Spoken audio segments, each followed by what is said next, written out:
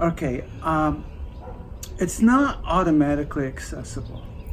I mean, many times I go out to paint wanting to get into that state, because when you're in that state, it all comes together. But it doesn't work for some reason. I trust in it, so there'll be maybe many times where I go out and nothing happens, and I know it's going to come back. And then it's there, and you say, oh, how did I forget this? Now I remember what I should be doing. I forgot how to paint, but now I remember. But there are little strategies that I employ.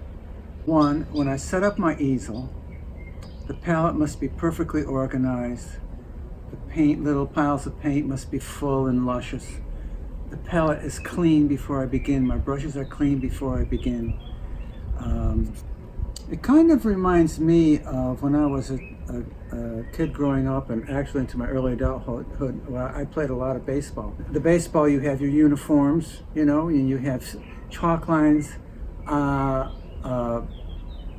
put down on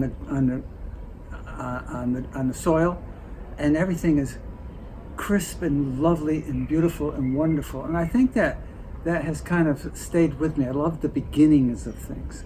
So I do that with regard to the palette and the brushes and the colors and so on. The other thing I do is I play music that I think will lift me up. Sometimes it'll be classical piano like Chopin or Rachmaninoff.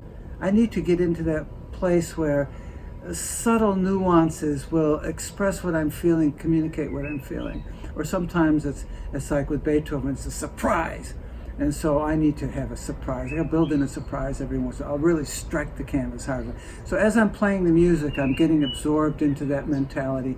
So that's the second strategy. Now the third one, which is probably the most difficult, is to simply find something that you're responding to. And I say it's difficult because if you make your living painting and you paint pretty much every day, it's like, where am I going to go next? So I think what helps explain this realm, I call it enchantment, this realm of enchantment, is that we acquire greater degrees of freedom than that which we have experienced. So I'm feeling fulfilled because for the first time, at least with regard to this little moment, I'm feeling things and exercising powers and seeing things that I hadn't seen or exercised or felt yesterday.